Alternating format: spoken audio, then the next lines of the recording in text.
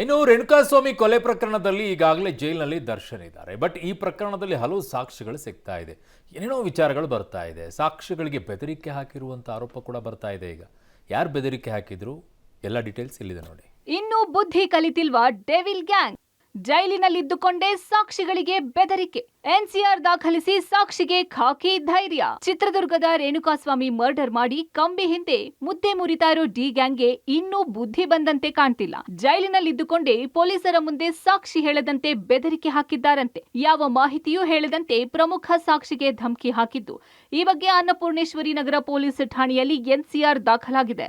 ಆರೋಪಿಗಳಿಗೆ ಇನ್ನೂ ಬುದ್ಧಿ ಬಂದಂತೆ ಕಾಣ್ತಾ ಇಲ್ಲ. ಯಾಕೆಂತಂದ್ರೆ ಜೈಲಲ್ಲಿ ಇದ್ದುಕೊಂಡೇ ಪ್ರಕರಣದ ಪ್ರಮುಖ ಸಾಕ್ಷಿದಾರನೊಬ್ಬನಿಗೆ ಬೆದರಿಕೆ ಕರೆ ಮಾಡಿರೋದ್ರ ಬಗ್ಗೆ ಈಗ ಮಾಹಿತಿಗಳು ಲಭ್ಯ ಆಗ್ತಾ ಇರುವಂತದ್ದು. ರೇಣುಕಾಸ್ವಾಮಿ ಕೊಲೆ ಪ್ರಕರಣದ ಪ್ರಮುಖ ಸಾಕ್ಷಿಯಾಗಿರುವಂತ ಓರ್ವ ವ್ಯಕ್ತಿಗೆ ಜೈಲಿನಿಂದಲೇ ಕರೆ ಮಾಡಿದಂತ ಆರೋಪಿ ಯಾವುದೇ ರೀತಿಯ ಸಾಕ್ಷಿಗಳು ಹೇಳದಂತೆ ಈಗ ಬೆದರಿಕೆ ಹಾಕಿದ್ದಾರೆ ಅನ್ನೋದ್ರ ಬಗ್ಗೆ ಮಾಹಿತಿ ಇದೆ. ಹಾಗಾಗಿ ಅನ್ನಪೂರ್ಣೇಶ್ವರಿ ನಗರ ಪೊಲೀಸ್ ಠಾಣೆಯಲ್ಲಿ ಆ ವ್ಯಕ್ತಿ ಈಗಾಗಲೇ ದೂರು ಕೂಡ ನೀಡಿದ್ದು, ಪೊಲೀಸರು ಕೂಡ ಎನ್ಸಿಆರ್ ದಾಖಲು ಮಾಡಿಕೊಂಡು ಆ ಪ್ರಕರಣ ಸಂಬಂಧಪಟ್ಟ ಹಾಗೆ ಆ ಬೆದರಿಕೆ ಹಾಕಿದ್ಯಾರು ಅನ್ನೋದ್ರ ಬಗ್ಗೆ ಟೆಕ್ನಿಕಲ್ ಎವಿಡೆನ್ಸ್ನ ದಾಖಲು ಮಾಡ್ಕೊಳ್ಳೋದಕ್ಕೆ ಮುಂದಾಗಿರುವಂಥದ್ದು. ನಂತರದಲ್ಲಿ ಅದು ನಿಜವೇ ಆದರೆ ಅಥವಾ ಅದ್ರ ಸಂಬಂಧಪಟ್ಟ ಪೂರಕ ದಾಖಲೆಗಳು ಸಿಕ್ಕರೆ ಅದನ್ನ ಕೇಸ್ ಮಾಡಿಕೊಂಡು ನಂತರದಲ್ಲಿ ಆ ಆರೋಪಿ ಏನಿದ್ದಾನೆ ಆರೋಪಿಯನ್ನ ಬಂಧನ ಮಾಡಿ ತನಿಖೆ ಮುಂದುವರಿಸ್ತಾರೆ. ಸ್ವಾಮಿ ಕೊಲೆಗೆ ಬಳಸಿದ್ದ ವಸ್ತುಗಳೆಲ್ಲವೂ ನಕಲಿ. ಡೆವಿಲ್ ಗ್ಯಾಂಗ್ ವಿರುದ್ಧದ ಸಾಕ್ಷ್ಯಗಳ ರಿಟ್ರೀವ್. ರೇಣುಕಾಸ್ವಾಮಿ ಕೊಲೆ ಪ್ರಕರಣ ಸಂಬಂಧ ಪೊಲೀಸರು ತನಿಖೆ ಚುರುಕುಗೊಳಿಸಿದ್ದಾರೆ. ರೇಣುಕಾಸ್ವಾಮಿಯ ಇನ್ಸ್ಟಾಗ್ರಾಮ್ ಮತ್ತು ವಾಟ್ಸ್ಆಪ್ ಖಾತೆಗಳು ರಿಟ್ರೀವ್ ಮಾಡುವಲ್ಲಿ ಪೊಲೀಸರು ಯಶಸ್ವಿಯಾಗಿದ್ದಾರೆ.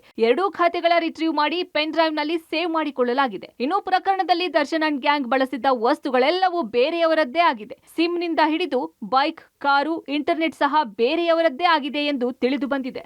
ರೇಣುಕಾಸ್ವಾಮಿ ಕೊಲೆ ಕೇಸಲ್ಲಿ ಭಾಗಿಯಾಗಿದ್ದ ಆರೋಪಿಗಳು ನಕಲಿ ಸಿಮ್ಗಳು, ಬೇರೆಯವರ ಹೆಸರಿನಲ್ಲಿದ್ದಂತಹ ವೆಹಿಕಲ್ಗಳನ್ನು ಬಳಸಿದ್ದು ತನಿಖೆಯ ವೇಳೆ ಗೊತ್ತಾಗಿತ್ತು.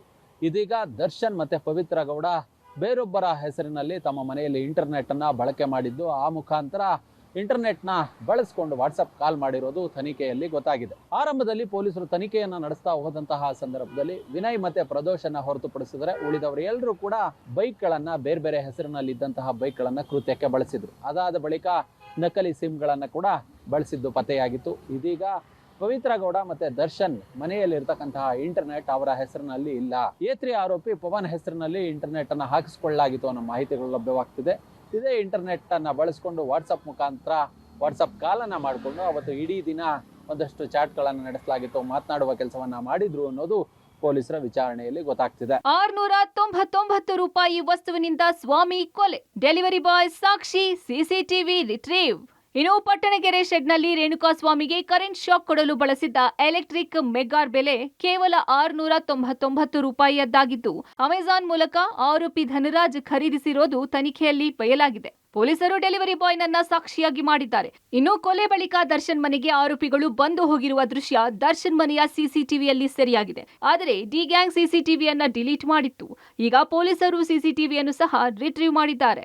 ಕೇವಲ 699 ರೂಪಾಯಿಗೆ ಖರೀದಿ ಮಾಡದಂತ ಮೆಗ್ಗಾರನ್ನ ಇಟ್ಕೊಂಡು ರೇಣುಕಾಸ್ವಾಮಿಗೆ ಕರೆಂಟ್ ಶಾಕ್ ಅನ್ನು ಕೊಟ್ಟು ಹತ್ಯೆಯನ್ನ ಮಾಡ್ತಾರೆ. ಯಾಕೆಂದ್ರೆ ಆತನ ಮೇಲೆ ಹಲ್ಲೆ ಆಗ್ತದೆ, ಕರೆಂಟ್ ಶಾಕ್ ಆಗ್ತದೆ, ಜೊತೆಗೆ ಬೇರೆ ಬೇರೆ ರೀತಿಯ ಹಲ್ಲೆಗಳನ್ನು ಕೂಡ ಮಾಡಿರುವಂತದ್ದು. ಆ ವಿಚಾರಕ್ಕೆ ಸಂಬಂಧಪಟ್ಟಂತೆ ಈಗಾಗಲೇ ಮರಣೋತ್ತರ ಪರೀಕ್ಷೆಗಳು ಕೂಡ ಪೊಲೀಸರ ಕೈ ಸೇರಿದೆ. ಆದ್ರೆ ಯಾವಾಗ ದರ್ಶನ್ ಅವರು ಮತ್ತು ಆತನ ಗ್ಯಾಂಗ್ ಹತ್ಯೆಯನ್ನ ಮಾಡ್ತಾರೆ, ಹತ್ಯೆಯನ್ನ ಮಾಡಿದ ಬಳಿಕ ಅವರ ಮನೆಯಲ್ಲಿ ಹೆಣ ಸಾಗಿಸುವಂತ ವಿಚಾರ, ಜೊತೆಗೆ ಈ ಪ್ರಕರಣದಿಂದ ತಪ್ಪಿಸ್ಕೊಳ್ಳೋದಕ್ಕೆ ಯಾವ ರೀತಿಯ ಪ್ಲಾನ್ ಗಳನ್ನ ಮಾಡಬೇಕು ಅಂತೇಳಿ ದರ್ಶನ್ ಮನೆಯಲ್ಲಿ ಮೀಟಿಂಗ್ ಅನ್ನ ಮಾಡಿದ್ರು. ಆ ಮೀಟಿಂಗ್ ಗೆ ಸಂಬಂಧಪಟ್ಟಂತ ಸಿಸಿಟಿವಿ ಫುಟೇಜ್ ಏನಿತ್ತು ಅದನ್ನು ಕೂಡ ಡಿಲೀಟ್ ಅನ್ನ ಮಾಡಿದ್ರು. ಈಗ ಪೊಲೀಸರಿಗೆ ಸಿಕ್ಕಿರುವಂತಹ ಪ್ರಬಲ ಸಾಕ್ಷಿ ಏನಂದ್ರೆ ದರ್ಶನ್ ಮನೆಯಲ್ಲಿ ಇದ್ದಂತ ಸಿಸಿಟಿವಿ ಫುಟೇಜ್ ಈಗ ರಿಟ್ರೀವ್ ಆಗಿರುವಂತದ್ದು. ಒಟ್ನಲ್ಲಿ ರೇಣುಕಾಸ್ವಾಮಿ ಕೊಂದ ಡೆವಿಲ್ ಗ್ಯಾಂಗ್ ನ ಮತ್ತಷ್ಟು ಕರಾಳ ಮುಖ ಬಯಲಾಗ್ತಿದೆ. ಜೈಲು ಸೇರಿದ್ರು ಆರೋಪಿಗಳು ಬುದ್ಧಿ ಕಲಿತಂತಿಲ್ಲ. News desk, public TV.